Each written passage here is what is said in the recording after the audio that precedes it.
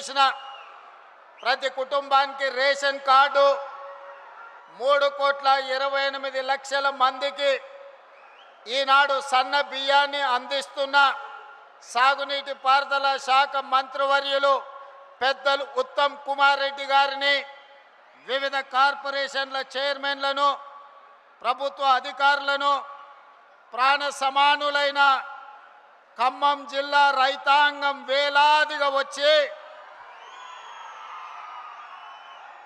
మీ అభిమాన నాయకుడు, నా ఆప్త మిత్రుడు బట్టి విక్రమార్క గారు ఏర్పాటు చేసిన ఈ సభను విజయవంతం చేసినందుకు మనస్ఫూర్తిగా అభినందనలు, కృతజ్ఞతలు ఈరోజు మీ అందరికీ తెలియజేస్తున్నా.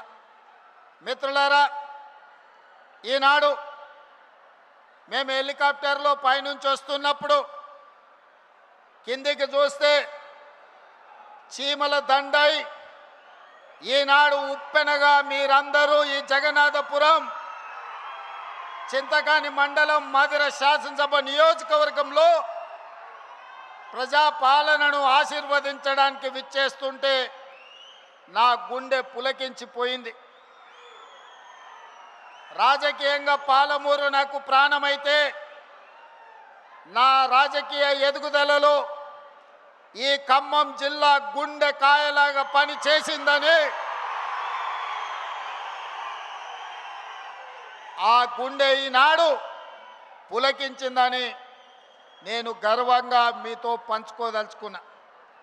మిత్రులారా, 10 సంవత్సరాల రాక్షస పాలన, ఆనాడు నేరెళ్లలో దళితులను లారీల కింద ఇసుక మాఫియా తొక్కించినప్పుడు గిట్టుబాటు ధర అడిగిన గిరిజనులని ఖమ్మం జిల్లాలో బేడీలు వేసినప్పుడు, ఉద్యోగాల కోసం నిరుద్యోగ యువకులు పోరాడితే లాఠీలను తూటాలను పేలుస్తున్నప్పుడు శాసనసభలో ప్రతిపక్ష నాయకుడిగా బట్టి విక్రమార్క గారు, కాంగ్రెస్ పార్టీ అధ్యక్షుడిగా పిసిసి అధ్యక్షుడు హోదాలో నేను ఆనాడు పాదయాత్ర చేపట్టి తెలంగాణలో నలుమూలలు తిరిగినాం.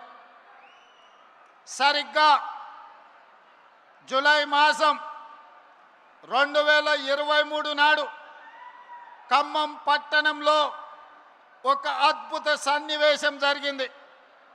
ఆనాడు ఆదిలాబాదులో మొదలైన మిత్రులు బట్టి విక్రమార్క గారి పర్యటన ఖమ్మం జిల్లాలో ముగింపు సందర్భంగా మిత్రుడు, మీ అభిమాన నాయకుడు సోదరుడు పొంగులేటి శ్రీనివాసరెడ్డి గారు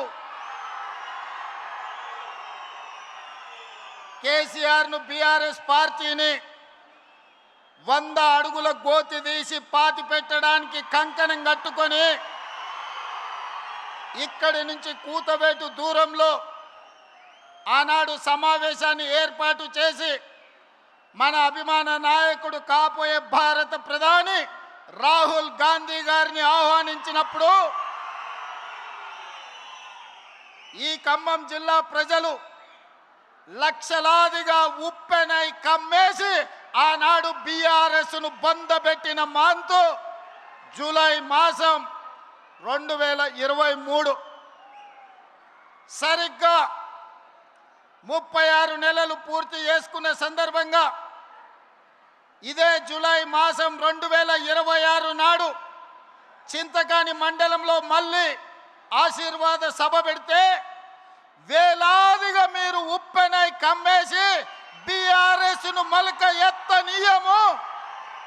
ఖమ్మం జిల్లాలో బీఆర్ఎస్ అనే పదము నిషేధించబడ్డది. ఈ ఖమ్మం జిల్లాలో ఈ విషపు మొక్కను మళ్ళీ మొలకెత్తనీయమని ఈనాడు ఒట్టేయడానికి విచ్చేసిన మా ఖమ్మం రైతాంగానికి మనస్ఫూర్తిగా నేను కృతజ్ఞతలు తెలియజేస్తున్నా. మిత్రులారా, ఇవాళ ఈ సభ ఆషామాషి సభ కాదు. ఈ సభ పరిపాలనకు సంబంధించిన సభనే కాదు, భవిష్యత్ ప్రణాళికలను రచించుకొని తెలంగాణ రాష్ట్రం 4 కోట్ల ప్రజలు ఏ దిశగా, ఏ వైపున రాబోయే శాసనసభ ఎన్నికల్లో తీర్పు ఇయ్యబోతున్నారో మిమ్మల్ని అందరినీ చూసిన తర్వాత నాకు అర్థమయ్యింది. చాలామంది మీడియా మిత్రులు ఈడ ఉండొచ్చు, లేదా హైదరాబాదు నగరంలో ఉండి చూస్తున్న మీడియా మిత్రులకు నేను ఒక అంశాన్ని గుర్తు చేయదలుచుకున్నా. ఆనాడు జూలై 2023 నాడు ఖమ్మంలో రాహుల్ గాంధీ గారి బహిరంగ సభ, భట్టి గారి పాదయాత్ర ముగింపు, మిత్రుడు పొంగులేటి గారి కాంగ్రెస్ పార్టీలో చేరిక సభ తరువాత గాంధీ భవన్లో పాత్రికేయ మిత్రులు నన్ను కలిసిండ్రు.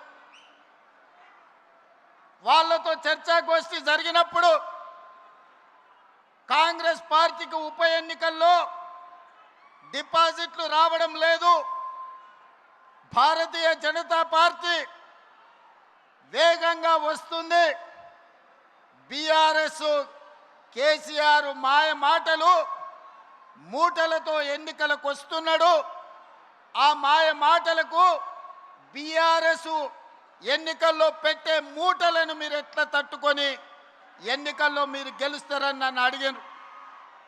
ఆనాడు నేను ఒక్క మాట స్పష్టంగా చెబితే గుర్తుండదని పెద్దలు ఒక మాట చెప్పిండ్రు, సౌ బక్నా ఏక్ లిఖ్నా అని. ఆ మీడియా మిత్రులకు నేను ఒక మాట చెప్పిన, మీరు కాగితం తీసుకొని రాయండి, సీల్డ్ కవర్లో పెట్టండి, డిసెంబర్ ఎన్నికల తర్వాత ఫలితాలు వచ్చినప్పుడు నేను చెప్పింది నిజమా కాదా తెరిచి చూడండి. ఈరోజు నేను చెబుతున్నా అని ఆనాడు ఒక మాట చెప్పిన. మీడియా మిత్రులకు నేను ఇవాళ గుర్తు చేయదలుచుకున్నా. ఖమ్మం మీడియా మిత్రులు, హైదరాబాద్ గాంధీ భవన్ మీడియా సోదరులను మీరు అడిగి తెలుసుకోండి నేను చెప్పింది నిజమా కాదా. ఆనాడు నేను ఒక మాట చెప్పిన, రాబోయే ఎన్నికల్లో ఖమ్మం సభ చూసిన తర్వాత కాంగ్రెస్ పార్టీకి 65 ఎమ్మెల్యేలు గెలుస్తారు, సిపిఐ పార్టీ 1 సీటు గెలుస్తుంది, బీజేపీ 8 నుంచి 9 సీట్లు గెలుస్తాయి, ఎంఐఎం 7 లేక 6 సీట్లు గెలుస్తాయి, మిగిలినవి మాత్రమే కేసీఆర్ భజన పరులు గెలుస్తారని నేను చెప్పిన. డిసెంబర్ 3, 2023 నాటి ఫలితాలు 64 సీట్లు కాంగ్రెస్ పార్టీ గెలిచింది, 1 సీటు సిపిఐ గెలిచింది. కానీ ఆ తర్వాత 1 సీటు తగ్గితే ఉప ఎన్నికల్లో తెలంగాణ ప్రజలు 2 సీట్లు ఇచ్చిండ్రు. గణేష్ని కంటోన్మెంట్లో గెలిపించిండ్రు, నవీన్ యాదవ్ను జూబ్లీ హిల్స్ గెలిపించి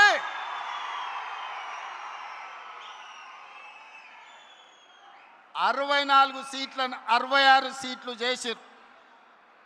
ఆనాడు నేను చెప్పిన జోస్యం ఆ తర్వాత పార్లమెంట్ ఎన్నికలు వచ్చినప్పుడు సూటిగా చేవెళ్ళ గడ్డ మీద నుంచి సవాలు విసిరి